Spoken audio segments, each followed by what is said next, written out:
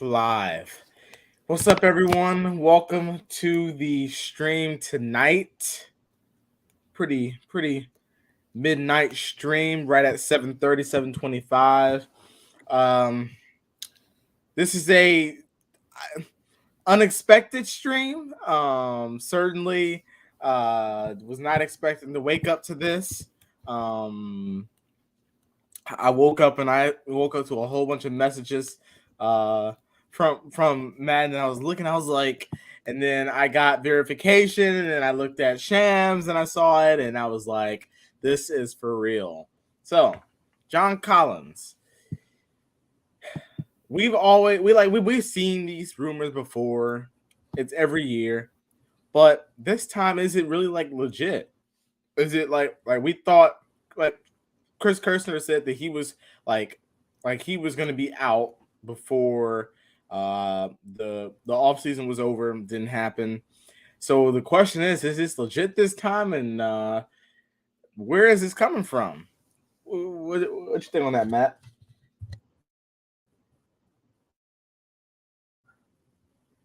Oh, you there?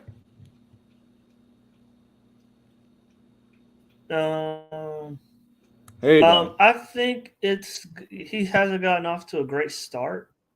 Um, I don't think that's any of his wrongdoing. I think it's what the role that they want him to play, or the role that Nate wants him to play. Um, I mean, I think that this is going to be um, Kevin Herter 3.0, right? I mean, I think he's extremely talented. No, can he dribble like Trey and pull up and do all the stuff? No, he can't. But what he can do is he's shown you throughout his career he's a 17-9, 17-10 guy consistently. And so to um, take that, I think, for granted is an issue, especially when I believe we have an issue scoring. You know, the defense, they're 13th in the league in defense. If they stay that way the whole season, last year we was praying for 13th in the league in defense. You know, now this year it's just, to me, I think if you were to move on from him, it would be another sign that you're trying to conform the team to meet Nate's ability, and I don't think that should happen. I don't think you should conform the team to meet Nate's uncreativity or inability to adapt. What you're going to get is you're going to turn a really talented roster into Indiana, and you're still not going to get out the first round. It don't matter. Like I was telling Gerald, like, it doesn't matter what talent you give him. He's shown a propensity to be mediocre. So, why does Nate deserve to have the perfect roster? Oh, Yeah, oh, we don't have this. Oh, we don't have that. Oh, we don't have this. Oh, he needs this. Oh, he needs that. No GM has the perfect, no coach has the perfect roster, exactly. so I just I think it'll be a big mistake. Yeah. Listen, I think it's clear that this is. I was saying earlier. I was like, if this is a Nate McMillan push, I'm not doing it. Right? We've already moved Kevin Herter to Sacramento, and we see how that's coming out. Um, Nate wanted Herter gone. He got Herter gone, and it's not it's it hasn't worked out, right? Um, and to me, unless you get something significantly good back for JC, I'm not trading John Collins. Like you said, we do struggle with scoring. People say offense is not the problem. By the way, welcome to the stream, Dominique and Seth. But listen, we as a group, right? It's on Nate McMillan to get these players involved, to get them in the right position. Like I just welcome to the stream holiday. He says, what's going on? Nothing much, just talking about these John Collins trade rumors that just popped up this morning. So like I just thought of a play in my mind a couple of minutes ago, and I was like, like we run the screen pick and roll, but that's like we just do that. Like we don't run any backdoor cuts on it. I was thinking, I was like, if we run a pick and roll with Collins, what we can do is we can have Murray on the pick and roll, have Collins come up to set the screen. Collins pops out, Hunter in the corner drives baseline back door to the basket. So you got two options. You could either take the switching defender. DeJounte can take the switching defender to the basket. You can dump it down to Hunter, or you can kick it out to Collins 4-3. Now, obviously, Collins is not very good at shooting the three ball, but it's like he doesn't even think like that. Like, and that's not even so outside the box. That's just to me common sense. So it's like, honestly, this is going, like I said, it's gonna be Herder again. You send Collins to a place like any team that has like really good ball movement. If you send Collins to a team like even a team like Toronto, they will bring the all-star out of John Collins. They will bring the all-star out of John Collins. So again, if you're gonna trade him, this is like a front office push where they're upset, disappointed, then I would say, yeah, go ahead and find the best value. But if this is something Nate wants to do, then no, because before you know it, he'll be saying Hunter doesn't fit. Then he'll be saying Jalen Johnson doesn't fit. Then I'll say, well, Big O doesn't fit. And then by the time you look, you're going to have a whole bunch of unskilled players on the team where all they do is show up a couple of games on the defensive end and get beat off the dribble. And you're going to have no shooting on the team and no scoring on the team. And it's going to be Trey Murray and a bunch of bums on the court. That's what's going to end up being. It's going to be Trey Murray and a bunch of Holiday Bros on the court. Go ahead. Yeah. And I don't understand that. I don't understand that thought process at all. Like this, that's what I was telling them, our guys at We Talk Hawks. Offensive team. I mean, we're an offensive team. Let's just go full throttle in that, put our foot on the gas in that direction. That's what we are. Let's stop trying to build this 2004 Detroit Pistons or 2007 San Antonio Spurs or 2012. It's 2012. Maybe. Dallas Mavericks, like, just stop. We're never going to be that type of defensive team. I don't care how many defenders you bring on this team. We're never going to be a sensational defensive team. Even still, with that said, the best defensive team in the last 12 years.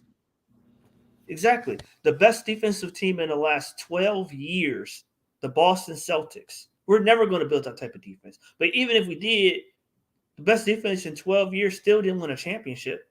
Why?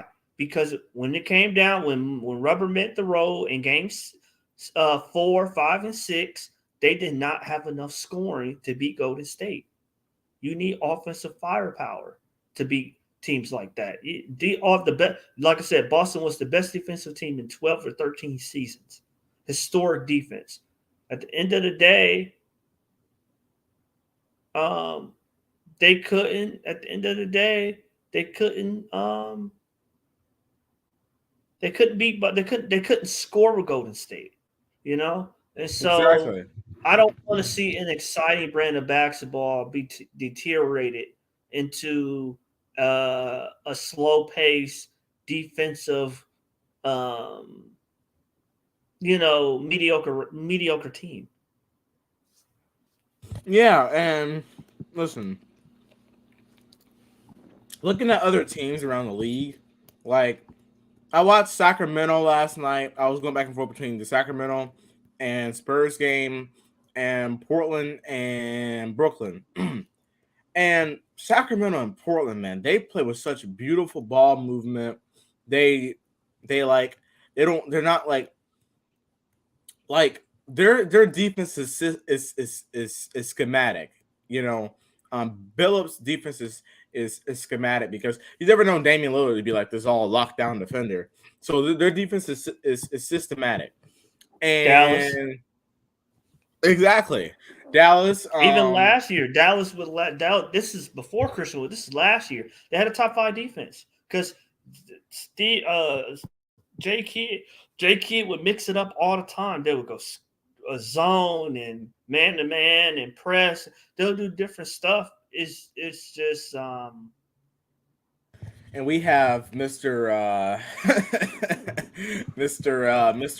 Mr. Complacent over here, Nate, who man, but here's the thing. Like, I watch Sacramento and I'm like, this offense is so beautiful. If we had this coach, we would probably be up in that upper echelon of maybe 14-3, maybe 15-2.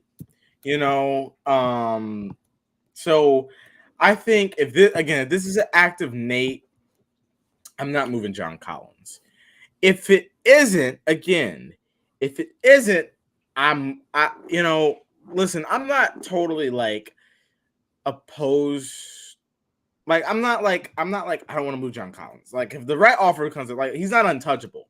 So if the right offer comes on the table, I think we should take the offer, right? And I know Travis will do that. What's up, Big O with the Jan? John ain't going nowhere. Listen, as of right now, no. But listen, I do like if he was moved, I can see that happening. Maybe early January. Definitely before the trade deadline. If he is going to be moved. And again, it's just like, what are you going to get back, right, for John Collins? There's a lot of teams interested, but what are you going to get back? If you ask Nate, what should we get back, and we tell Nate, we say, Nate, let's just, I'm trying to think of a team. Let's just say that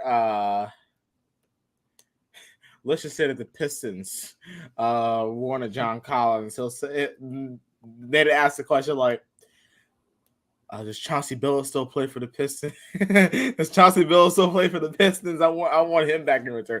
No, I'm just kidding. But Nate will want something back like like if it was Sacramento all over again. He'll take Justin Holiday, Mo Harkless, he'll ask for Alex Lynn, and let's get a pick, right?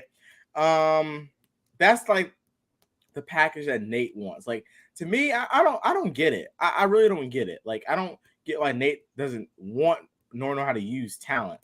Big O says, where do you think he'll go? He definitely ain't going to Phoenix. If he does go to Phoenix, listen, I'll have a field day picking their team apart and getting all their draft picks.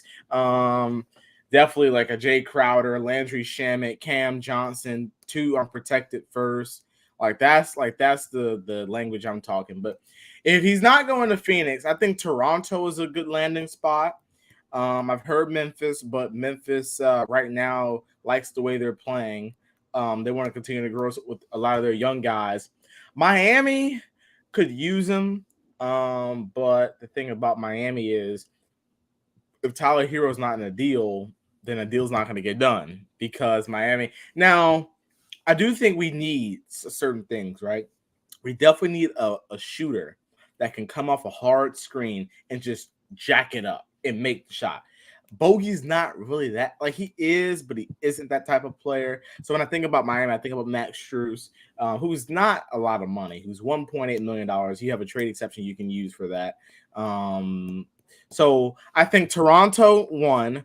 I think Detroit is a legit landing spot. I heard Milwaukee's going to kick the tires, but I don't think anything from Milwaukee would work. And then Matt and I was talking about the Knicks. I would hate to trade John Collins in New York. I would have I would want all your draft picks. And then one more team who I know is interested in John Collins, the Denver Nuggets. But I heard that we weren't interested in even talking if they weren't going to include Kentavious Caldwell Pope. But I know those teams are interested. I think the Kings and stuff like that. But if he gets traded, Matt, where do you think he would go? And what is the trade package that you think we need back in order to get better off of John Collins trade? So where he would go, I think Sacramento could be really. I think that's I'm of already interest. I'm already on the trade machine. Let's hear what you got. I think Sacramento is of interest. The deal that was close to happening on draft night. Barnes, uh, Harrison Barnes, Terrence Davis, and the first round draft pick.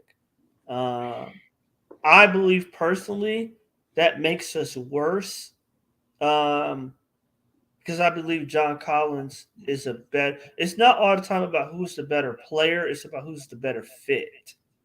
And I Mhm. think Collins is better than Barnes certainly um, now, but I think Barnes is on an expiring deal, right? So you're not going to keep him long term. What does that position look like? Are you going to try to go into the draft and fix that?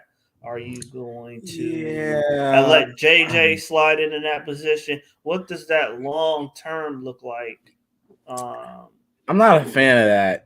I don't like the look of this. I don't like the look of it. I'm a huge fan of Terrence Davis. Always on point is in here. He says, "I said Harrison Barnes. Listen, he's not a bad player. The positive is he's on an expiring contract, but I'm not a huge fan of Harrison Barnes.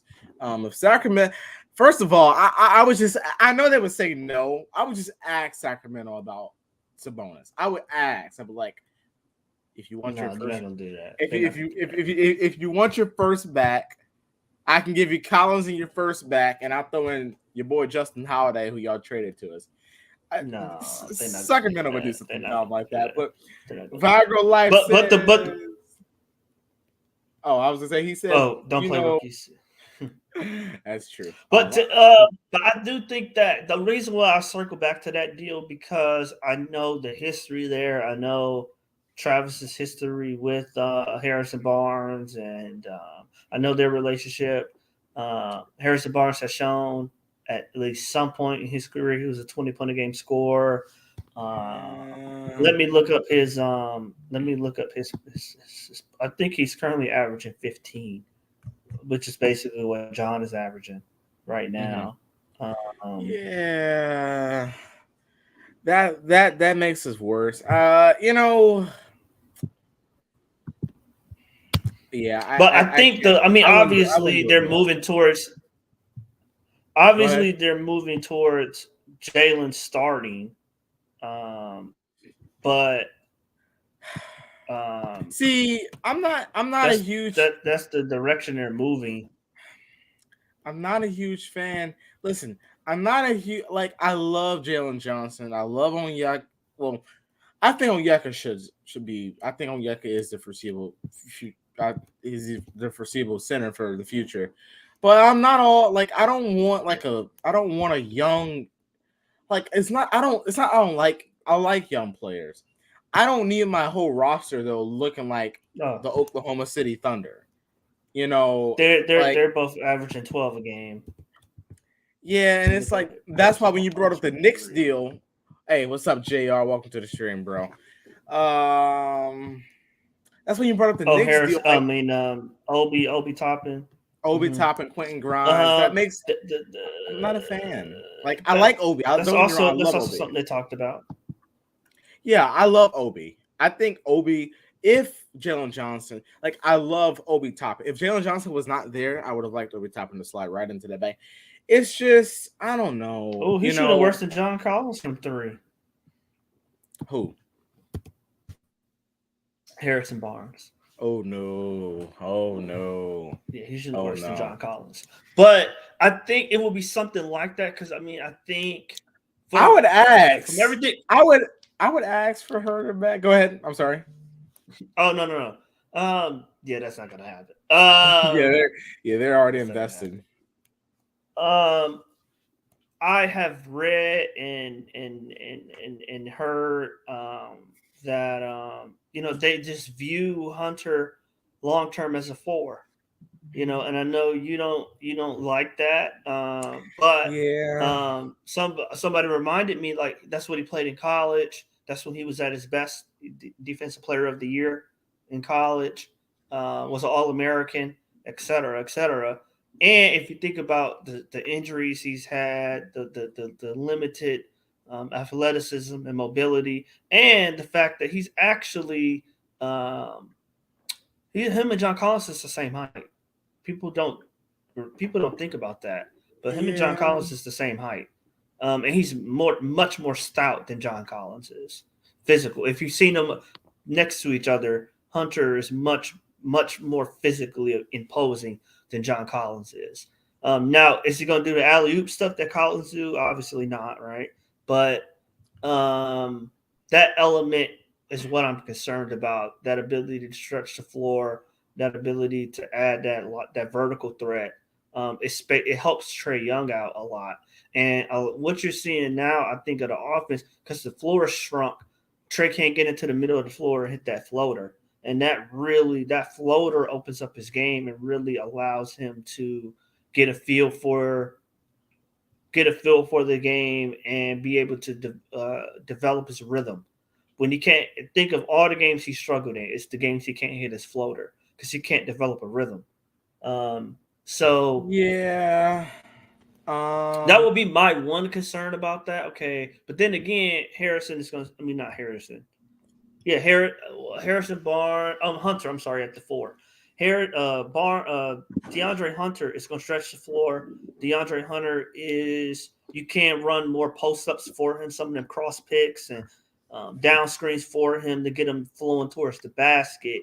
And that opens up the roster flexibility a little bit more because okay, if Hunter's my four, then I can go get OG Anunoby, right, and Gary Trent Jr., maybe Precious Achua in the first for John Collins. That's very intriguing to me. They probably will put John Collins at the small ball five, to be honest. Toronto would to get his best use with him and Pascal Siakam, but that would make us. I mean, now we got a lineup of Trey, Murray, Trey, Murray, OG Anunoby, DeAndre Hunter, and eventually Oyeka Okongwu. Right? That's the type of you got versatility, you got shooting, you got defense, you got passing. That's the type of lineup I could see them moving Collins for to get that type of optionality. But if it's just Yeah. something like a basic Uh, deal, I don't see that. They would have moved him this yeah. summer. Um. I'm a huge fan of optionality. You know how I feel about OG, and I know I brought him up several times. I love OG. He says, "Oh, always on point." Says Obi Grimes is not enough, even if they added picks. On the Obi Grimes part, I agree. But if they added picks, if New York said we have our own pick that we will trade to you this year, unprotected, I would take a deal. I would. The Knicks are going to be in the lottery. Okay, this is a deep draft. I'm not saying you have to draft anyone with this pick, but that pick is going to be valuable. They get an unprotected New York Knicks pick. Okay, and Leon Rose, Travis has uh he has a past with negotiating with him. And if you get an unprotected Knicks pick this year in the draft, listen, I think that's pretty good value. Um, I would want picks with an S, like I would want 2, 3 first round picks. But I know that they wouldn't probably give that up. And Dominique says, or a Randall JC swap. Somebody brought that up to me last night. I was talking Eh, to somebody, and I said, "Hell no," for a variety of reasons. But the predominantly is because you don't need another ball stopper. You got Murray, you got Young. The problem is you need other dudes to touch the ball, but that don't, I guess, complain that they don't touch the ball. So, or to complain when they don't get enough touches. So you don't need somebody that's gonna hunt shots. So Randall, that's a no go for me. Um, yeah, and that's a no go for me. Randall. Yeah. And Randall does not give you optionality. He's not switchable. He's not, Yeah. you can't play him at the 3. You can't play him at the, you can play him at the 5, but you'll get beat bad, especially if you're going against a bigger team. Let's go to this one. He says the issue with Hunter is, do you believe he has the physical battles, Tanner Biggs, Julius Randle, Bobby Portis, Aaron Gordon? Um, I would say yes, because he already guards him anyway. Think about it. yeah, When he played the Knicks, he already guards Julius Randle. He that already that that's guards. that's true, and I think that's an advantage. Uh, he would get worked by Sabonis. I'll say that. A guy like Sabonis. Yeah. That's why I said if Well, we don't could you get put an OG, Sabonis as the center? they do, but they're all over the place with their lineup. Like they have like 3 forwards in the lineup. Like they have Harrison Barnes, Keegan Murray, and the Sabonis. But I think again, if you can get a combo for like an OG and a Nobi that can maybe even switch the 4 at times. He gives you optionality. He can play. He can ball handle. And what does he have, analysts, that we're searching for? Shooting. Well, that too, but a championship. He has a championship. And Yeah, he has a He ring. wasn't just a guy. He was a vital piece on that championship team. Yeah. He got hurt, and I'm pretty sure he got hurt in the first round or second round, but he was a vital piece of that team throughout the regular season with Kawhi Leonard. Yeah, and I think you add him, and now you're talking about Gary Trent Jr., a spark off the bench with Bogey, Mm-hmm. um, And AJ possibly. AJ. I'm a huge fan of Preston Achua. Now, obviously, I think Clint would have to go in a deal like that, Exactly. Yeah, of course. Yeah. because let's not get it twisted. Masai Ujiri is not going to get hosed in the deal. He's not. Although I have read this morning that there are certain forwards, power forwards, small forwards that he's willing to move OG Anunoby for. Hmm. So I think you could do a Collins. I think you could do a Collins for Anunoby straight up. You may have to throw in like a second round pick, and they would throw back a first. But I think you could do that straight up. But I will So add in Capella just so I can get back Princess to Gary Trent Jr. Gary Trent Jr. and another pick. And then See, maybe, okay, now I got two first round picks uh, in this year's draft. Now I can use that with something else to flip that. Now maybe I'm flipping that too maybe to get something else. you can package your 2 firsts in this draft, the Sacramento first. Maybe you can package a young play or whatever, and you can go and you can make some more stuff work because now you're operating with 3 first round picks again. Right. What got you Murray? So that's what I'm saying. Like, if I have to get picks back for Collins, I will, because it gives me optionality. Again, I'm all about optionality, whether it's on the court or off the court. Because if I don't get something back, okay, so like a deal with Sacramento, right? Sacramento right now, which this shows you how much faith they had in Kevin Huerter, that they cannot, but they can't trade a first round pick unless they lessen the protections until 2028. So to be a 2028 pick or a 2029 pick, I believe they can still trade 23, or it would have to be a pick swap. So a deal I would do is Sacramento. I don't like that Barnes and Terrence. That makes this way worse.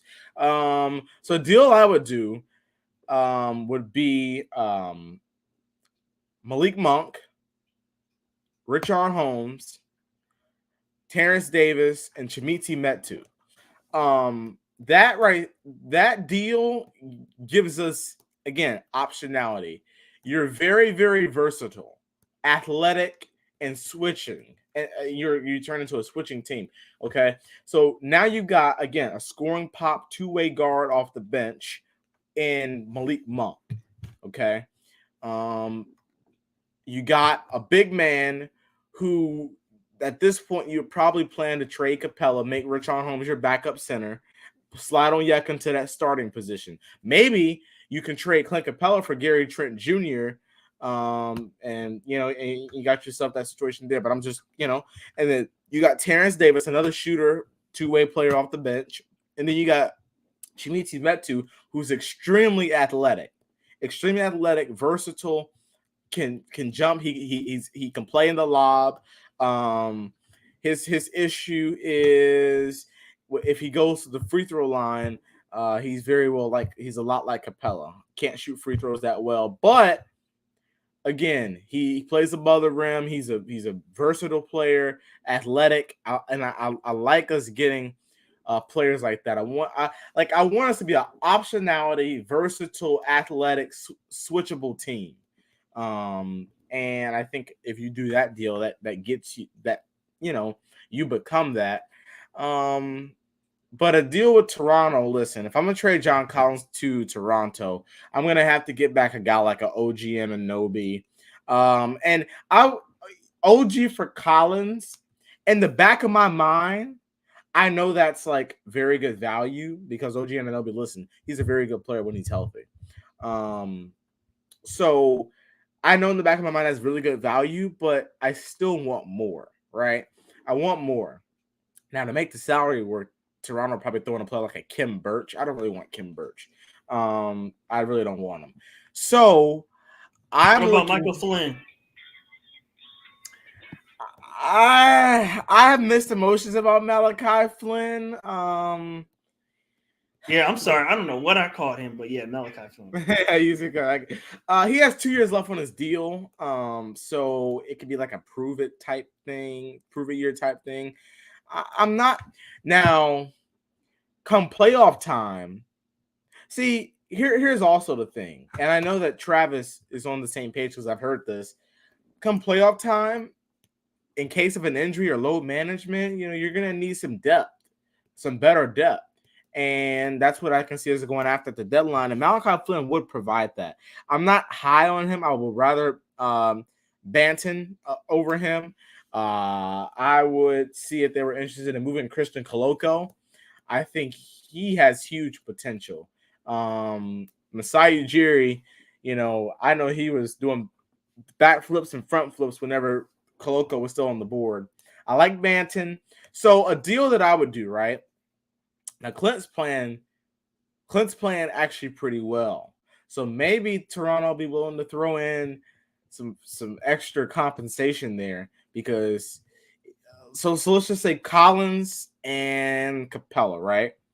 And then just to to put it on them, I'll put Justin Holiday in this trade, right? Because maybe they'll value a two-way wing, which to me he's not two-way, but maybe Toronto can bring the best out of him, right? So what I would do is Collins, Capella, Justin Holiday. I'll throw when we got 3 second-round picks this year. I'll throw in all 3 of the second-round picks, and I'll throw in a second-round pick in 2026 for your Golden State. Okay. So Gary Trent Jr., OG Anunoby, Precious Achua. Okay. They still have to send out 10 more million. So maybe either Thad Young or Chris Boucher, which I'm high on Chris Boucher. I heard that you all are not. Chris Boucher, you're on mute, by the way. You're on mute. You're on. Oh, you're on the phone. Okay. But yeah. So Chris Boucher, Thaddeus Young, those type guys. So let's just say we did OG Gary, Precious. Kim Birch is so bad. I don't really want Kim Birch, especially not on $6 million. I'm not a fan. Maybe they would really give up Otto Porter. I would say yes. Otto Porter. I like Otto Porter. I wish we would have signed him during the. I would take Thaddeus Young over Otto Porter though. Just because I thought that Thaddeus Young is a little bit better than Otto Porter. Also, I'm in my head. I'm thinking. I don't think Thaddeus Young would. I don't think he would mind not playing, for a game or so. Otto Porter to me, he's only on a 1 year deal, if I believe, maybe two. He's Um, he's on a 2-year deal. yeah, so I believe it's a 1-1. So I don't know if he would be receptive to coming off the bench. Um, he's still trying. I think he's like 30, 31. So he's still trying to get another He contract. he wouldn't start in Toronto. So I No, mean, not start. I'm talking about none of these dudes is going to start besides OG. I'm talking about coming off the bench. Like he may not play because we still got JJ, we still got AJ, we still got Bogey. So he may not play. You know what I'm saying? The guy we now but obviously OG is going to see, play. Gary Trent is going to play. he's a depth piece. He's a depth piece. You need depth. I think he's a good person to, because like as good as like, okay, so let's say for example, Gary Trent Jr. is out right now. Yeah, So let's just say Gary Trent Jr. is out. You can go to a guy like Otto Porter and feel good about going to a guy like him versus you having to look at your bench and you say, well, I don't know who Tyrese Martin. Like I like Tyrese Martin, but it's not. You don't feel that same comfort level.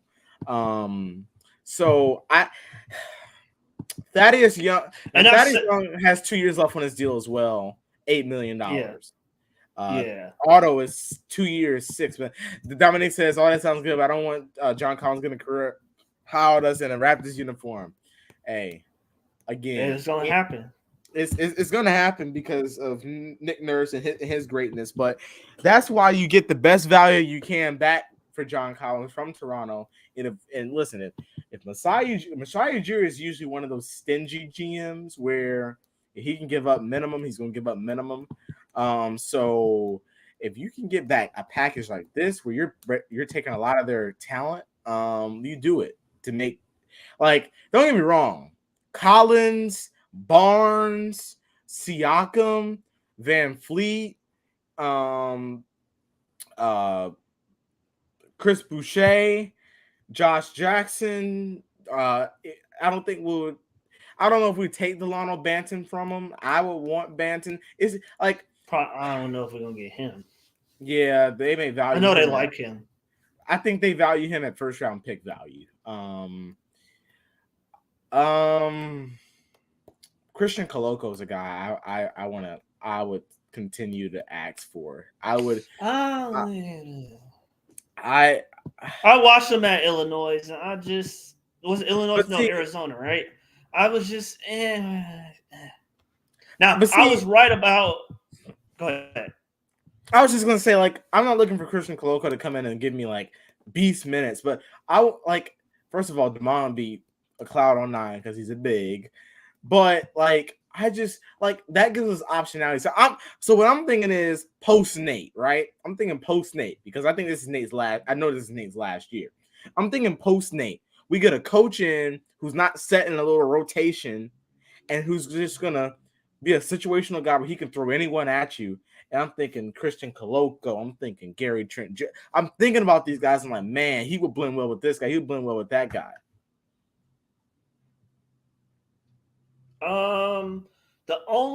Coloco's a rookie. He's young. I mean, obviously he'll be coming off the bench for Oyeka. I mean, I guess I would want a more experienced big, like a Hassan Whiteside, or Yeah. I would want a Drummond, or I tell you Nicholas Claxton. I would want something like that as opposed to a young guy who I gotta coach up and Well, hope develops. you also have Precious Achua in that Yeah, deal. yeah, yeah. But I just think that Koloko gives you depth at the big man position. He's switchable, right? He can play, to me, 2 positions. He can play the 4 and the 5. Precious can play the 4 and the 5. Onyeka can play the 4 and 5. So that's the optionality I'm looking for. Like, all right, if I got to play Onyeka and Precious together, I can do that. If I got to play Onyeka and Koloko together, I can do that. Or if I need to I don't know about all three of them together, but like I'm thinking about guys that I'm thinking honestly, like I'm thinking about late season heading towards playoffs where you need depth. Like you just need guys. Like if you saw Philadelphia, like Doc Rivers, even though I don't like Doc Rivers, he said it the best. He was like, he was like after the series, he was like, we needed bodies. We didn't have anybody. We needed bodies. Like, yeah, it's like when you don't have any depth, that sucks. Especially like when you have like a big piece of your puzzle out. Like for us, like our starting center was out last year in the playoffs, and we were just searching. Like we had to play Gorgie Dang. Like, Well, I think like the it only the sucks when you don't only have depth. the only issue or the only problem I can see with that is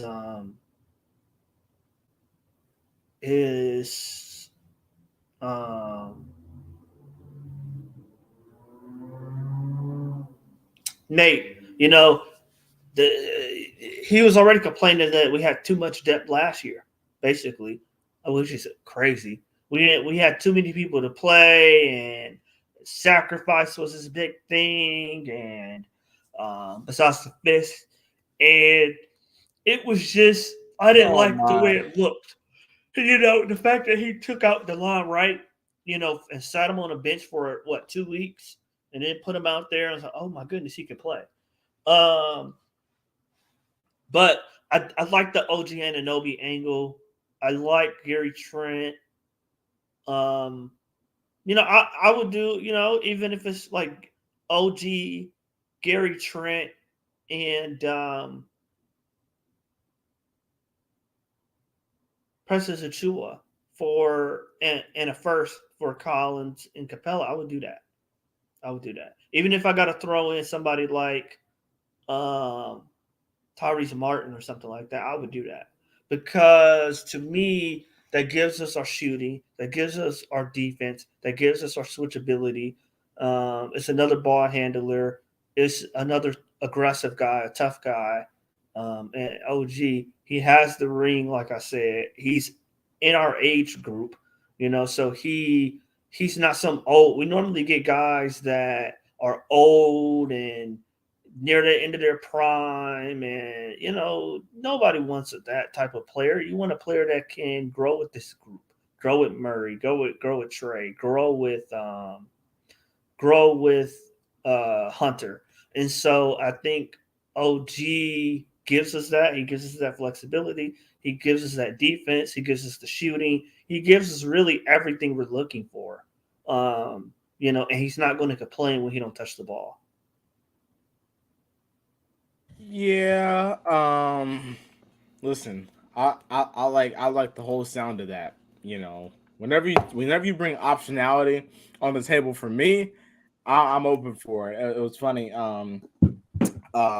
About 2 months ago, I'm in a couple, but I'm in this fantasy football league, and there was a trade where I had to move a really good quarterback and a really good I already had two really good quarterbacks. So I had to move a really good quarterback and a really good running back.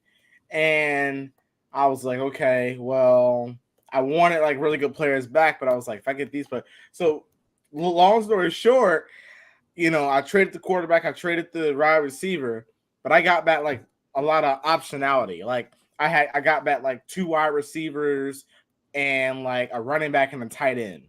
Like I could fluctuate lineups the way I wanted to. So it was like when you have optionality and you see that like a team like Boston, like how they were switching everything, right? And you can say, all right, you want to switch? Let me put a group out there that can punish you, right? On all this switching. So let's just say you get a Banton, right? Banton's 6'9", he can play the four. So you can say, all right, I'm gonna throw Trey, I'm gonna throw Murray, I'm gonna throw Banton. I'm gonna put OG and I'm gonna put Hunter out there. All ball handlers, all can shoot the ball, all can space the floor, all can get to the basket, and all can defend. And we're about to punish you on this. Or you can go big, and it's just like, it's like that's gonna be the Hawks' best friend. I think that's gonna, even with Nate for the rest of the year, I think that's gonna start to mold the identity of the team. And so he says, what key piece would y'all give up in a trade for Crowder? I haven't Nothing. gone I haven't gone Nothing. further. I haven't gone further than Justin Holiday. I don't think they want Frank Kaminsky back, but I haven't gone further than Justin Holiday, Tyrese Martin, and two second round picks. I would go 2 second round picks if I had to. I'm not trading a first round pick. Yeah, And then the whole Collins angle I'm sorry, the whole Collins angle is stupid to me. Why in the hell would we give up John Collins for a guy who's, first of all, on an expiring deal, who John Collins is significantly better than, and right? So it doesn't make any sense. That's why I said if a trade like with Phoenix, like a trade with Phoenix would have to be like Jay Crowder, Cam Johnson, Landry Shamet, 2 unprotected picks. Like it's gonna have to be like a lot of stuff. And like Phoenix just doesn't have the assets. Now, if you want to talk about Mikal Bridges, then we can get on the phone and we can talk. Then that's where again I'll feel comfortable again with Hunter playing the 4. Mikal is a long body, can score, can shoot the ball, is a really good. I think he was an All NBA defender. Very durable, reliable. Hasn't missed a game yet, so that's a guy that I would engage in discussions with. But like other than that, like something like it really wouldn't it really wouldn't work. But you know, I'm really torn here between Otto Porter and Thaddeus Young because I'm putting together a trade package to tell you guys, and you know, Thaddeus Young is I love Thaddeus Young, but I love Otto Porter too because it's like Thaddeus Young is they're both that type of like guy. I don't know. It's so you know, it's I don't know. But yeah, so you know, John Collins, you know, will he actually be traded? No one will ever know. But again, it's gonna have to be something significant. So I mean, but what do you think about so if Toronto said you have to send back that Sacramento first to get Banton in the deal, would you do it? But you're also getting the first back, but you have to just send back the Sacramento first.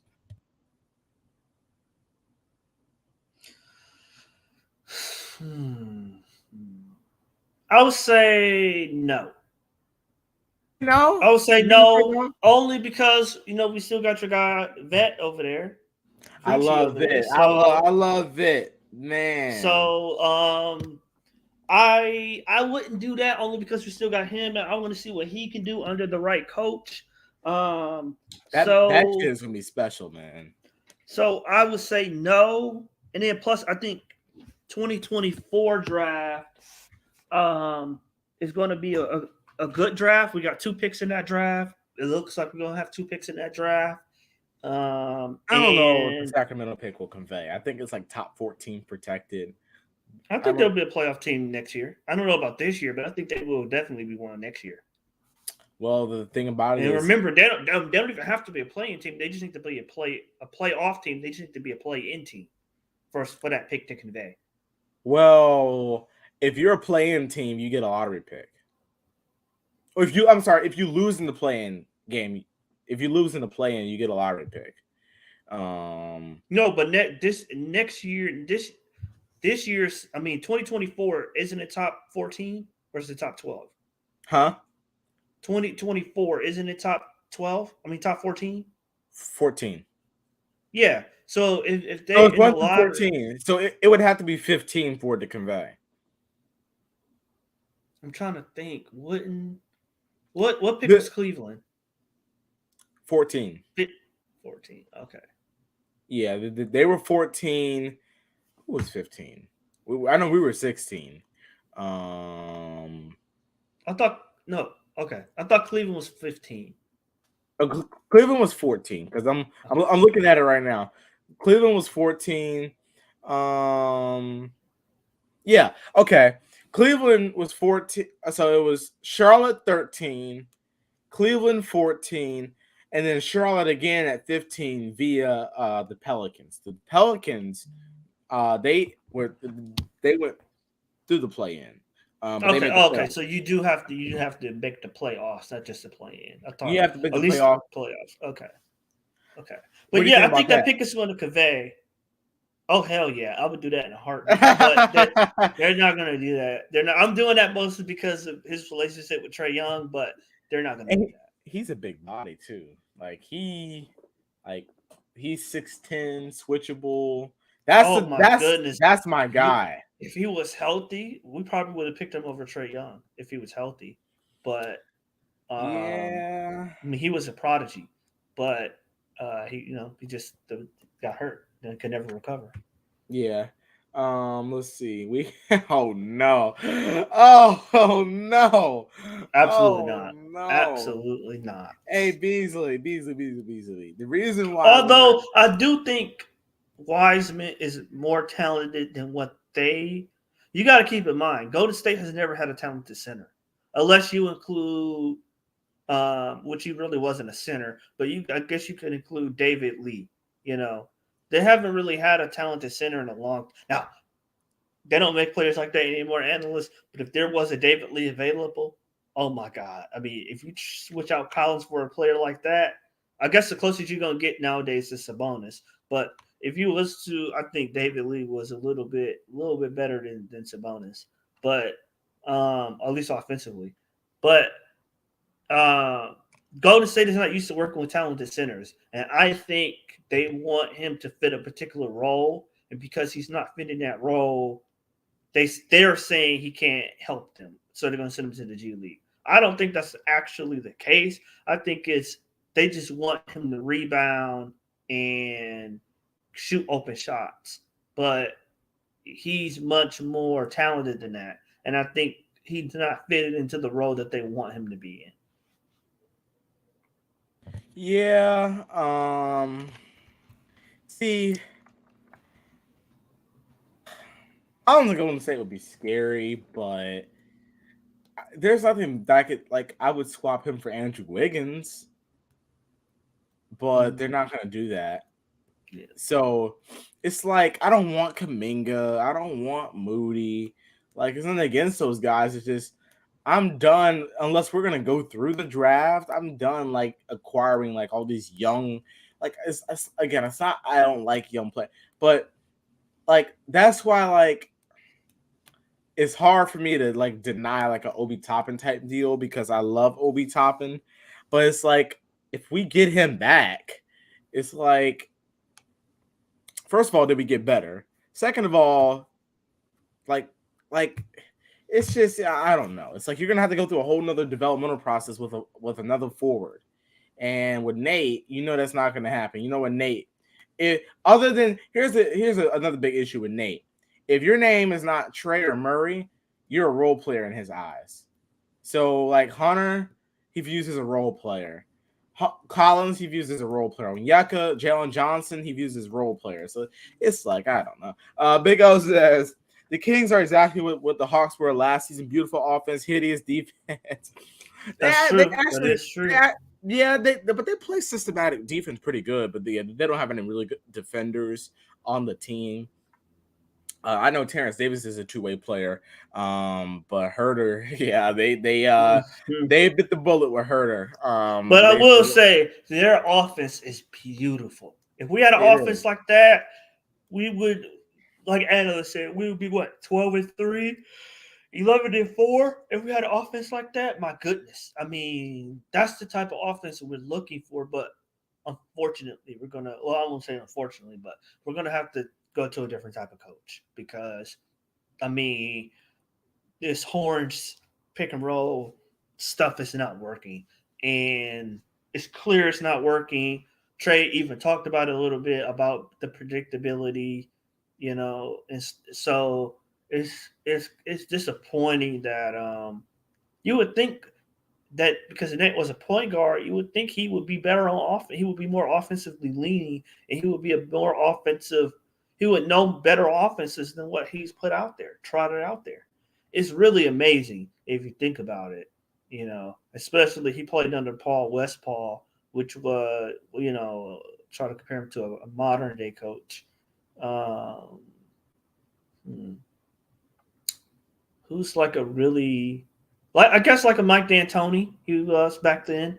Paul Westphal was played super fast, very creative, different offensive sets, and played at the front end of the shot clock a lot.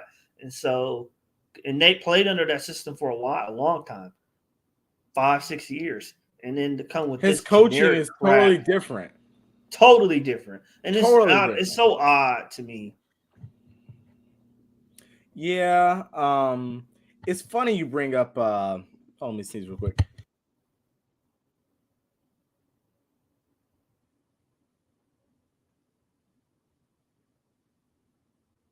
All right, my bad. It's funny you bring up Tyrese Martin earlier. I think Toronto would love him. I really do. I think Toronto would take him and say, "We have ourselves a jewel here," and they would develop him into something that he would I never be would with that us. and the people talk about pesky defense. I don't know how you feel about this analyst, but I feel like Tyrese Martin should be getting the minutes. I don't say should be, but who's to say he can't do what Aaron Holiday's doing for us? Yeah, I mean, listen, it's not a hard sell with me when you start bringing up the Holiday Brothers. Like, I like Aaron better than I like Justin. I still think that Aaron is a good, I think what he does is valuable. I think him picking you up full court, is good. He just doesn't need to shoot the ball. um, And that little, I mean, to be playing 15, 20 minutes to pressure the ball to me is just it's crazy. Like he plays like he's Nate's other son. Like it's crazy how much he plays compared to how much he played last year. yeah. Like they put him Uh, in specifically for an offensive jolt, and now we got him out here like what I'm saying, he's the Sean Livingston to our Steph Curry. Big O, I wouldn't say that. Our offense last year was not beautiful. We just had a lot of scorers. We still had no ball movement with Nate.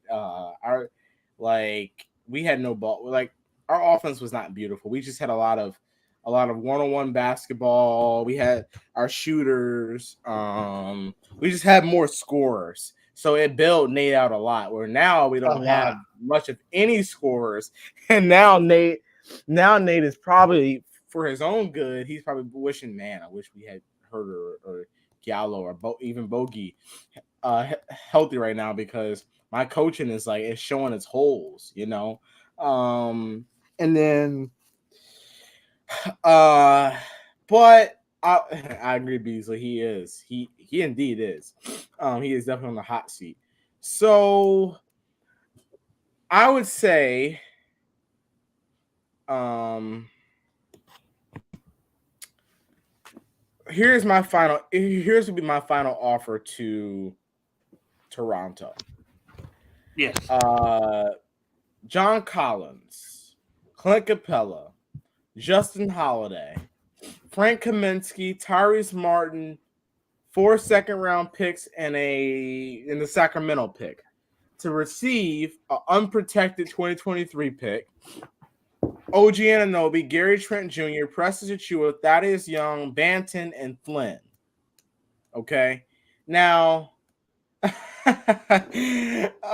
Nate McMillan comes in here and he says, on the cold I seat. just don't know how Nate is going to use that.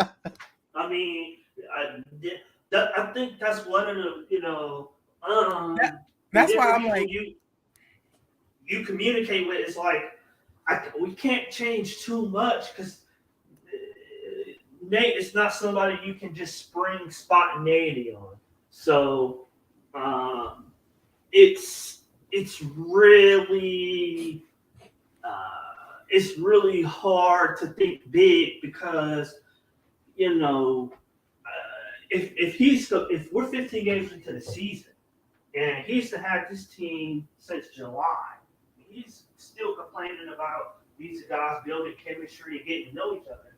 If you spring a huge trade at the deadline on him, our season might be tanked because he might say it's going to take the whole rest of the season for the players to get to know each other and bond. So, and that's like a little thing people don't think about. So I'm like, oh no, like I can't do no big trade. I might want to, but I can't do no big trade with Nate because it's not going to end well. Yeah, yeah, Nate. Yeah, Nate. Hey, after the trade deadline, when everybody be doing their little interviews about what they think about the players and stuff, he'll come in and say, "Well, I think we have some solid players that can set hard screens, but when you shake up the roster in the middle of the year." Um, it really takes up until the postseason to get the chemistry. So, we're gonna be trying things out, and there we go. He's like, we're gonna be trying things out, and hopefully, uh, hopefully this will be one of our last moves like this, and he'll just be so long-winded, and he'll be hurt that a lot of he might cry that Justin Holiday will be gone. Yeah. Let's see. Right. Beasley says Nate can't win with your Nate. We can't win with your '90s style coaching that was 3 decades ago. I've been saying that. I've been saying that Look at forever. Look at this. He says Nate says the impersonation is spot on, 10 out of 10. Hey Nate, you're easy predictable, my guy. So I think you should. Hey, maybe Travis would be nice to you and offer you a front office position, a senior advisor position where you can stay within the organization. I don't know about that.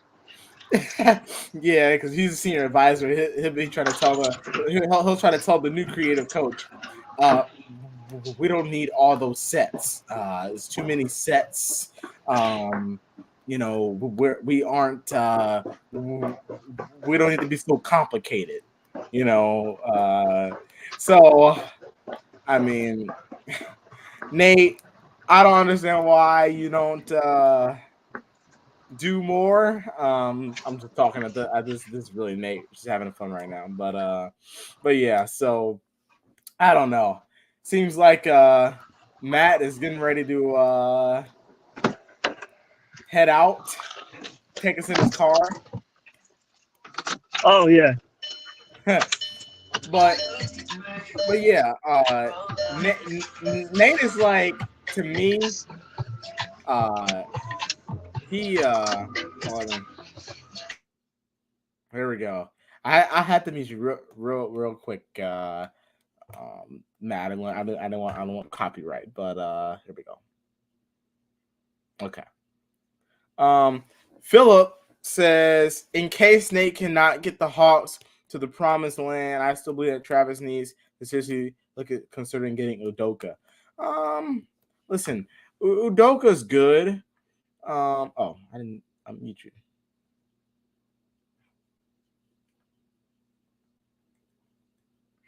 I don't know. I don't understand why that's doing that. I think you probably have to do it. But listen, there you go.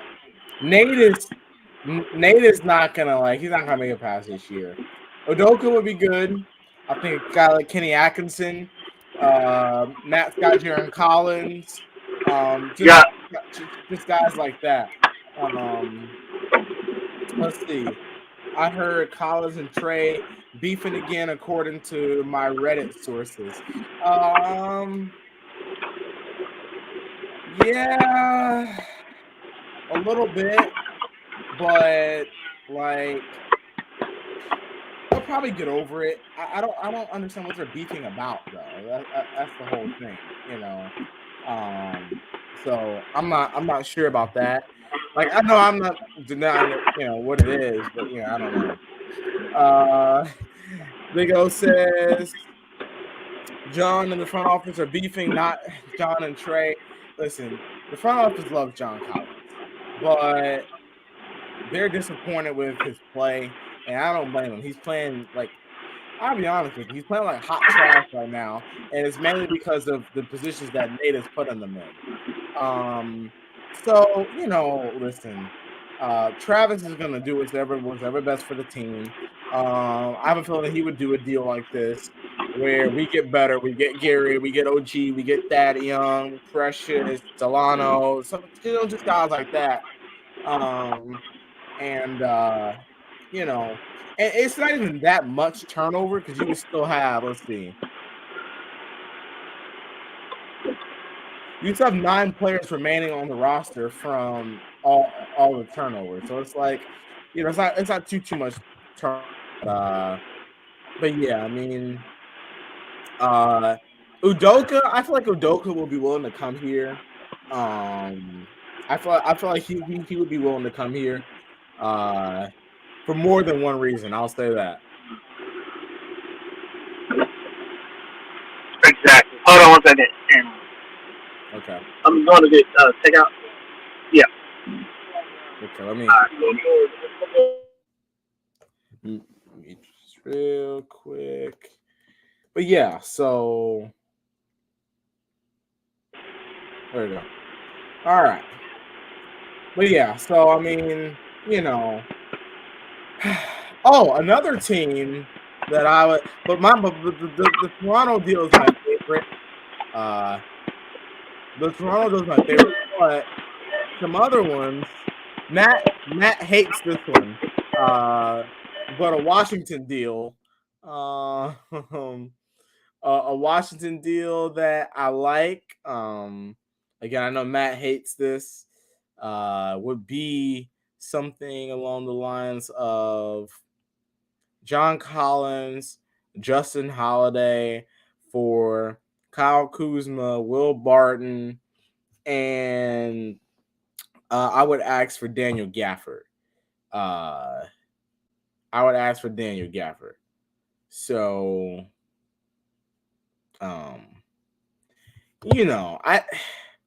but it's just one of those things where Gafford gives you size, right? So Gafford would be like I wouldn't say a backup big. More like unless he played the backup 5, and Yeka played the 4. Kenny Atkinson, yes, I agree, Big O. He says Kenny Atkinson might be our guy. I agree with that. You got Will Barton, Kyle Kuzma. Will Barton's a scorer off the bench. Versatile. Kuzma versatile.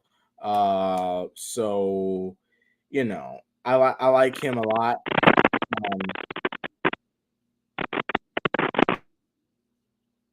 You good, Matt? Uh-oh. Yeah. But yeah, so I'm guessing he had to go.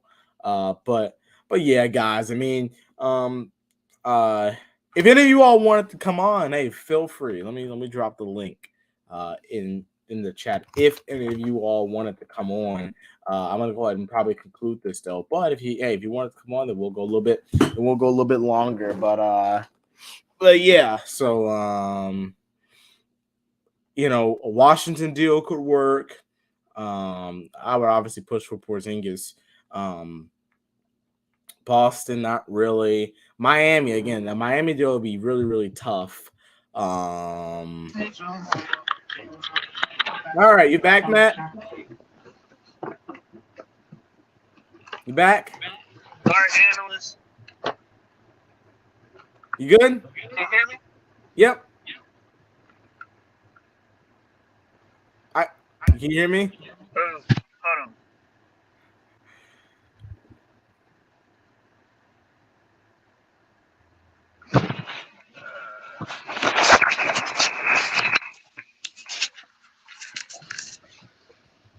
Hello? All right, there you go. Can you hear me? Oh, yeah. I am unfortunately coming to the end of my time, but what I did want to say was, like I said, I will take that OG. I will take that OG deal. Because like I know who OG, I know what OG is. I know what he represents, Mm-hmm. and I know what he can bring us. Uh, but I'll I'll be really careful in moving Collins just to move him because I think it's going to make us worse uh, than what we are. You have to be very sure that you don't need his points. That you can Yeah. just use a great defender in that role and it's going to work. Because I'm skeptical Yeah, which is fair. Oh, one last team that I know is interested is the Utah Jazz, about that. and Yeah. I mean, I don't know if they have anything. they, I know you. I don't think you like marketing. I thought he was solid, even like in his like restricted role. I thought he was still solid. I would want Walker Kessler back in a deal like that. I would probably send like Collins and Martin to get back a package of Walker Kessler, Jared Vanderbilt, Malik Beasley, and $2 more to make the salary work. I would take on Rudy Gay. Um, I would take on Rudy Gay. He can be a nice veteran wing, very switchable. And then we got a guy in Jared Vanderbilt who can play. Walker Kessler, great rim protector, good rebounder. Malik Beasley, knockdown shooter, two-way player. So I would take that and then some picks. The Minnesota pick unprotected, and then the Cleveland pick unprotected in 2025. I think that's a good enough deal because now that gives you the Sacramento pick to move, 2 picks this year to move, and a pick in 25 that you can move via Cleveland. So I would like something around that liking. Um, there goes DeAndre Hunter hashtag a munch. I highly doubt we can get that much back for JC. Now here's the thing. If we package JC and Capella together, along with Justin Holiday, along with Tyrese Martin, along with Frank Kaminsky, along with that Sacramento pick and those second round picks, we could get back a deal. I mean, a package like well, I don't know if you're referring to that package, but the package I talked about before was we send out Collins, Capella, Justin Holiday, Tyrese Martin, Frank Kaminsky of first and some seconds to get back OG, Gary Trent, Precious, Delano, Thad Young. And we get back a first as well because I know that the Raptors were interested in both Capella and Collins. The Raptors were willing to trade OG and OG for uh, Collins. Beasley says, I don't understand. Matt, can you still hear me? Yeah. Okay. Beasley says, I don't understand why Travis doesn't see Nate as the problem. Shaking my head. He definitely sees he's the problem. I can tell you that. I can tell you that. He definitely knows he's the problem. It's really it's going to be highly questioned if you move on from Nate when you're 9-6. It's going to be highly questioned. Like, okay, why did you do this? Why are you doing it now? And stuff like that. And plus, I want to say that this Collins stuff is not my understanding. This is not intimate. Like, it's not close. This is just, it's much more likely to happen the first of the year than right now. It's just calling around to see what the flavor is. What's the market, as opposed to because I mean obviously you can't do any deals until December anyway. But I believe December 20th. But December 15th. December, yeah. So this is not about right now anyway. This is about a month from now, you know, and 3 weeks from now, and I just can't see. I don't like I said. I think it's going to be closer to the deadline, closer to MLK Day, or something, But this Collins thing, it's yes, it has something to do with Nate, but I think it goes back beyond that. I think it has to do with they just uh, feel like they're overpaid for John Collins. Now, if he was on if he was on DeAndre Hunter's deal, 4 years, 90 million, the original deal, 92, the original deal that they offered him, I do not think they would trade him at all. In a heartbeat, they would trade him. It would be like Hunter and him is basically Onyeka's untouchable. But because you added the 5th year, because he's making $25 million a year, they just feel like they can get a cheaper option that is going to complain less and play better defense. And so that's more so what it is, as opposed to trying to get off of John like a hot potato. It's not like that. They're not like anything they're just going to take. Yeah. If they just wanted like a first round, one-in-the-mill first round pick for him, they could have traded him at the deadline. I mean, they could trade him at the deadline. They could trade him in the draft. I mean, Minnesota had offered, obviously before the Rudy Gobert stuff, but they had offered their 19th pick on Jared Vanderbilt for John Collins, and that was, turned down with the quickness. So they're not just moving him just to move him. It's more so, how can I get off this money and make our team better, and possibly get a pick? Yeah. Again, I would want that type of package, like the Toronto package, for me to trade John Collins. I'm not gonna just trade him just to trade him. That's why the Barnes, Davis, and pick deal, like that's like almost disgusting to me. Like I would want back a Toronto type package. Will be discussed. But Philip, I think there's other coaches. I love Udoka, but there's gonna be a lot of controversy that comes with that. There's going to be, a lot of questions. You're going to have to put a lot of things in his contract with him coming to Atlanta, out of all places. With a certain place, only like 3 blocks down the street. So, it's definitely going to be something that you're going to have to really put a lot of thought and investigation into. But, that's why I got like a Kenny Atkinson or a Jaron Collins. I like Kenny Atkinson a little bit better, a little bit more. I think Kenny Atkinson is the mastermind at developing players. He would turn Onyeka into a star. Jalen Johnson, like a lot of DeAndre Hunter he'll get the most out of. So, Or I got my vote. I got my vote with Becky. I think Becky. But Becky obviously, I love Jaron Collins. I know the Hawks like him a lot. But Becky, I mean, to me, she's won everyone. She won. Has there been any interest from the front office? Landry Fields likes her a lot. Obviously from their San Antonio days. Murray, swears by her. So, and that's what I told earlier in the group.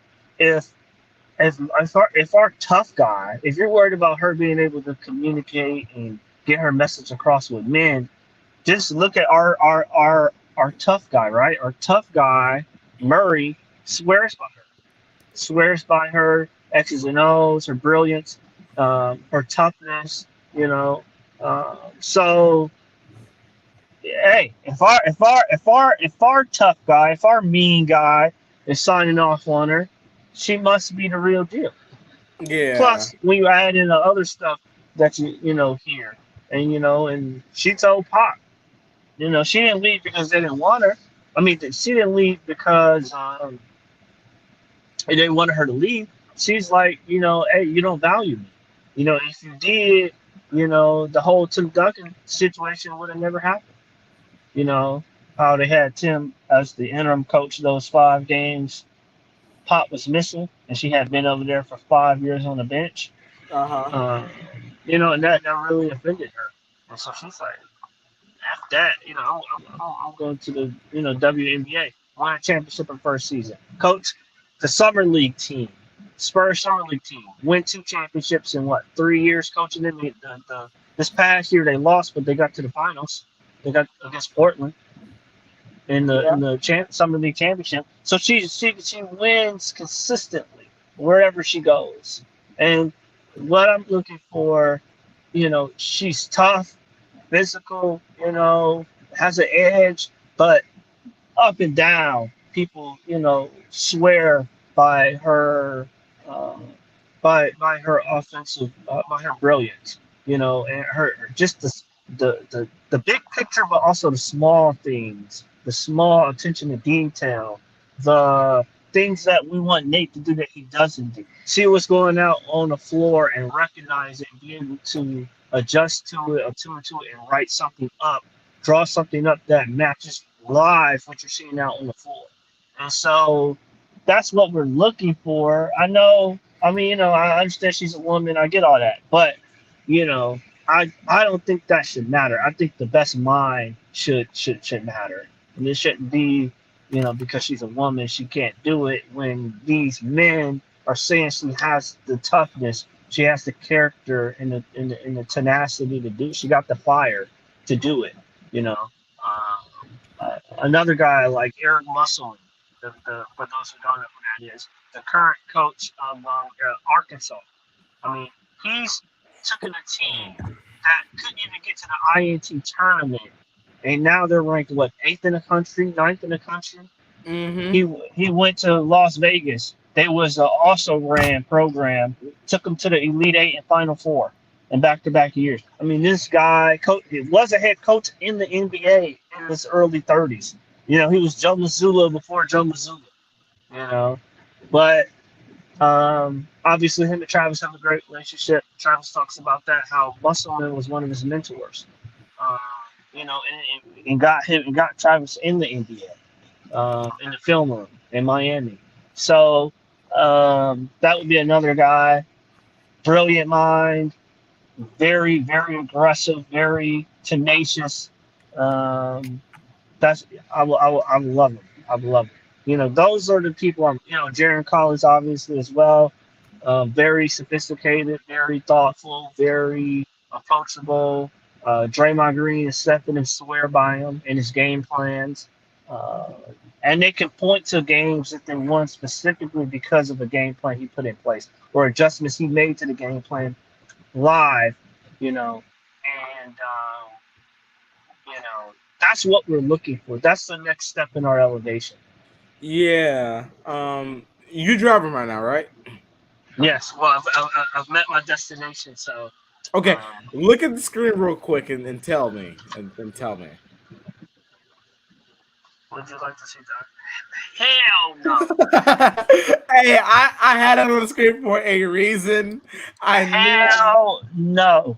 Hey, Matt G, welcome on, by the way, brother. What do I see on my screen right now? What the heck? Oh my goodness. What is that? Doc Rivers? Absolutely not. No. My eyes are burning. That might be a downgrade, honestly. That is a downgrade, in my opinion. While you were talking, Matt, I was sitting there. I was like, I can't wait to put this on screen. And then I put it on the screen, and in my mind, I'm like, no, please, no, please, Travis. If Travis does that, I might lose a big chunk of faith in Travis. He is not gonna. I don't think he would do that. He's not gonna do. No, Doc Rivers, man. No, he's worse than Nate. He's worse than Nate. He's more stubborn than Nate. He's like he thinks he knows everything.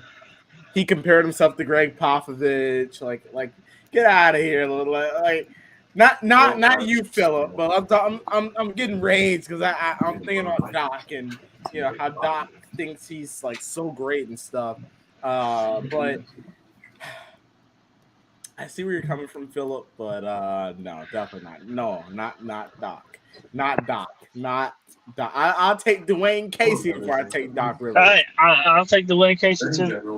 I'll take Dwayne Casey before I take Doc Rivers. But real quick, we got Matt G here at the bottom. Welcome on, by the way. What do you think about all this John Collins stuff? I don't know how I feel about it. I kind of feel bad for John because like it seems like every single year he started the season, we start out slow, and then he's the one that gets the trade rumors, and you can't. It's not his fault necessarily. Like it'd be hard, to play every year when you don't know, when you're getting traded or not. And I don't believe it until I see it because we see this every year, but. He's the one guy that is expendable for us as far as, our top three. We obviously don't want to trade Trey. Some people want to trade Trey, but obviously the normal person obviously knows that. But yeah, I'm open to trading him, but it had to be the right trade. And I don't see a trade right now that I would be open to doing. Maybe at the deadline, but not right now. Yeah, were you in the show earlier? Me? No, I just got on. Okay. So a deal that we talked about that I would do. It's a lot of moving pieces, but Toronto has been open for something similar to this, right? Where I would send John Collins, Clint Capella, Justin Holiday, Tyrese Martin, and Frank Kaminsky to Toronto, along with like second round picks and the Sacramento first to get back a unprotected 2023 first round pick, Gary Trent Jr., OG Anunoby, Thaddeus Young, Precious Achua, and Delano Banton. That to me, and Matt was the one talking about Banton. I'm still more on the Christian Coloco train, but I do love Delano Banton. Yeah. So go ahead. Yeah, I think you said into similar trade in the Discord, and I said I liked it. The only thing that concerned me obviously was that AJ would just get completely. He's done. Jalen, I don't know if he would get any minutes after that trade either. He might, but knowing Nate, he's gonna play the vets. But I don't mind it. I like OG at the 4. I like Hunter at the 3. I think that really helps our spacing, which is honestly, besides Nate, that's our number one concern is our spacing. That's the thing John has really struggled this year, and if he could get it, yeah. If John could just start knocking down open threes, that would completely change our offense a little bit. He's been really bad, but yeah, I like it. I would think about it. I would probably prefer, if we could have went and get like DeAndre Ayton or someone like that, but I like it. Yeah.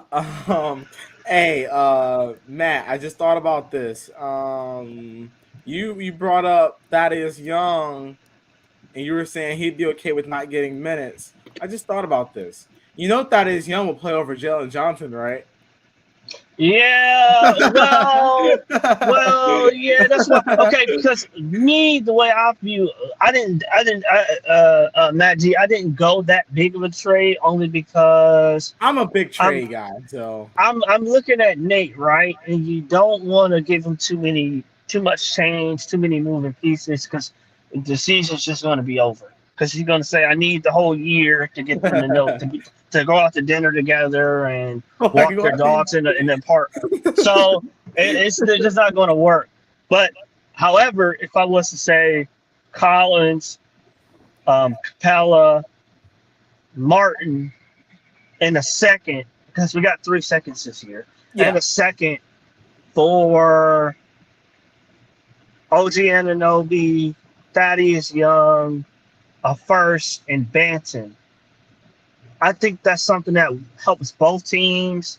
It will work out for us because you're not bringing in too many moving pieces. And Thaddeus Young, you don't necessarily have to play him every game. He'll be okay with that. Because I view AJ Griffin as a hybrid between the 2 and 3. So I feel like you can play him at the 2. You could play Bogey at the 3. You could still play Jalen or Thaddeus Young, depending on the matchup, and you can play really small ball. You could actually move Jalen to the 5, and you can play him at small ball 5 when he played in College Park, and have Young what's his name? I'm sorry. Uh, AJ Griffin, Bogey, Johnson, and Thaddeus Young as your second, whoever you want as the point guard for that second unit. And I think that would open us up a lot more, make us more flexible, open up the floor with the shooting, be really, really a high, go all in on offense with that unit besides, Johnson as a defender and a distributor. But go all in on offense with that line up, try to extend the lead as much as possible, maximize the shooting and the floor spacing. Maybe play Murray with that lineup instead of Aaron Holiday.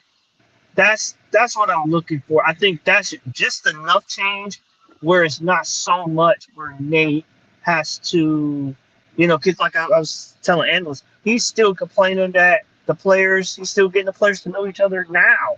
15 games into the season. If you make a big move like that, like analysts talking about, it's going to derail the season because he's going to say, "Oh, it's way too much." I mean, it's going to take me 3 months to get these guys to be friends and to know each other and to go out for dinner and all this stuff, So, and my son to get to know the players, and it's too long.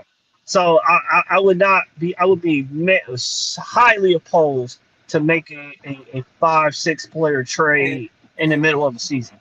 And Nate's son is gonna be just devastated when his butt buddy John Collins is gone. Because that's his son's thing. He like whenever John Collins gets subbed into the game, he likes to tap. He does it every time. He likes to tap on the button and say, "All right, now you go, John." It's like he'd be devastated.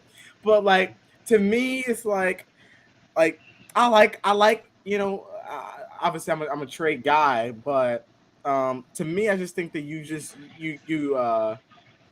I just think that you get like a lot of what you need if you trade Collins and Capella together. The value is better. Justin Holiday's a wing that they may like.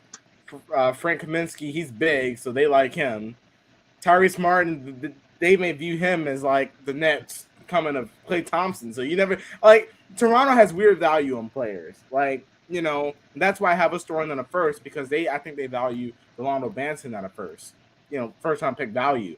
So that's why, I kind of went with that. And then for us, like I said, you retain 9 players. You retain a whole rotation worthy of players, and then you just bring in like what? You bring in 5 new guys. But, Nate wants to be able to go over OG Anunoby's house and pet his cat and let their dogs become nice with each other. And he wants to go over and have sleepovers with Trey and Achua. And, he's like, well, we can go out to Church's Chicken together and get some smothered chicken. And it's like Nate is one of those guys where it's like I could very well see something like that happen to where he's like, oh well, this is just like, because I heard that he was like the main proponent in the group that was like, do not make a trade at the deadline. Like they did a little interview with Nate after the deadline about standing pat, and he was like, I think this is best for the group. Change during the season is not good. We have a really good group, and I just think if we stay clear out there, connected and calm, I think we can turn this thing around. It's like are you kidding me? It's like, are you kidding me?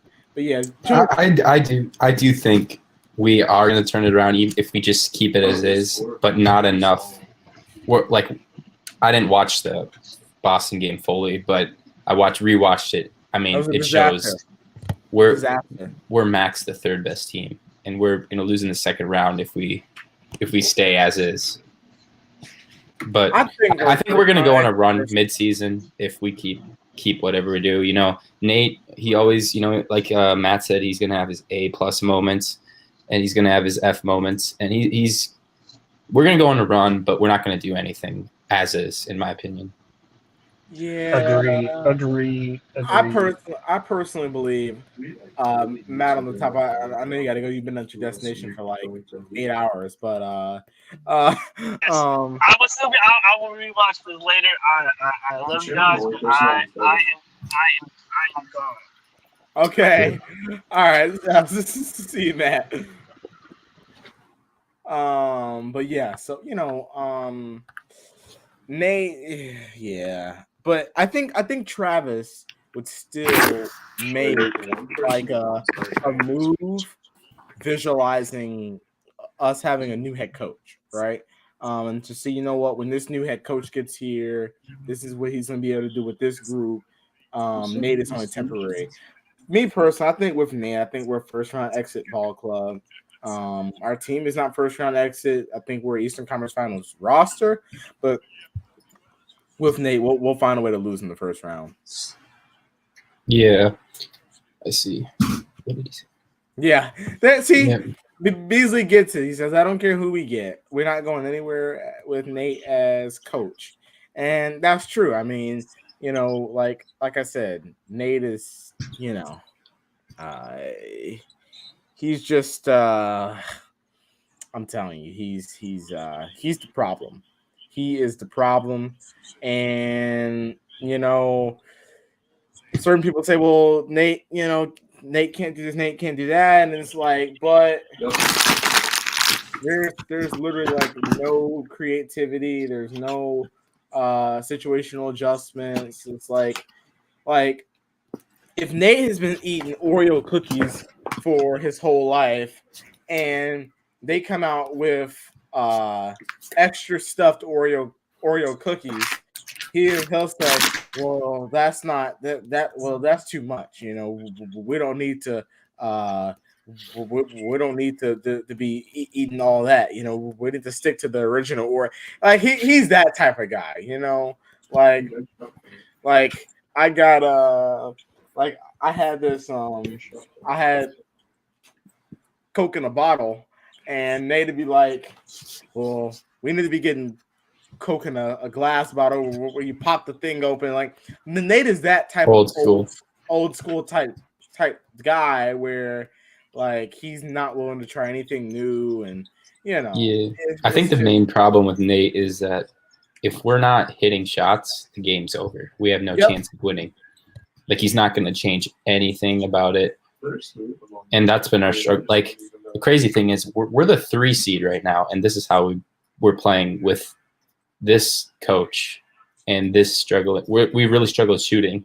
Can you imagine if we have a real coach and we start shooting the ball like we're able to? We'd be up there with Boston and Milwaukee pretty easily. Yeah, for sure. And like, I mean, if we were to play Boston in a series right now, I think we probably get swept. I think we'd lose in 5 probably. We'd win 1. Trey would do something in a game in Atlanta, and we'd get swept. We'd lose after that. Yeah, Milwaukee, I think we lose. I think we play Milwaukee. The way they defend, we're With able Middleton to back. Yeah, yeah, we play better against Milwaukee. It's just the way Brook Lopez, we're able to attack him. But teams like Boston, their defense is like, it's too high level for Nate to even figure out something to counter with that. Yeah, and then Toronto. So I think we lose to Toronto too. I think we do. Philly. Philly, I think probably goes 7. Maybe. I think we lose though. I still think we lose. You think we lose? I think we. Not talent wise, I think we're a better team than Philly. It's just Nate. It's like people say, well, I think Nate is a huge problem here. Like he's like, his lack of adjustments are killing this team. His lack of it's killing this team. But the reason I think we beat Philly, I think we win in 6 or 7, is because of their head coach over there. I think him and Nate are going to go at it for who can lose the series the quickest. But I think our talent beats their talent, and Nate and Doc are pretty even. So I think we win. but the other teams, Toronto, I think we probably lose. Milwaukee, we lose. Boston, we lose.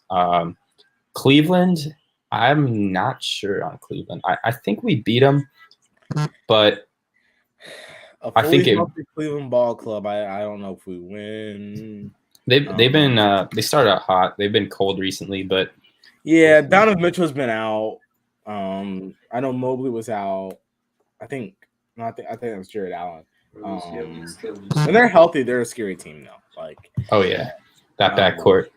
Yeah, but listen, it's all speculation until something actually happens, which I think is very, very close. I know deadline week is going to be an active one for a lot of ball clubs. We will be live on the day of the trade deadline. That's going to be a very long live, but we're going to be live the day of the trade deadline. We're going to be looking, we'll be doing live reactions to all the trades that happen. That'll be fun. Yeah, I'm really excited about that. We'll get a chance to, react to every deal, talk about potential deals and stuff like that. And then it'll be the trade deadline. So we're going to go live then, which is actually February 9th this year. We play on the trade deadline. So it's February 9th. The deadline's at 3 p.m. So we'll probably go live around 9:45, 10 o'clock. And then we'll just be live for all the deals that happen. Hopefully Matt will be up here. Hopefully the other Matt will be up here. And yeah, but this was a pretty good stream. JC, I agree with you, Matt. I feel bad for him. Always in trade talks, trade rumors, so yeah, but either way it goes, we'll see what happens. If something does happen, it'll probably be, in January, February, maybe late December. But we'll see. We will see.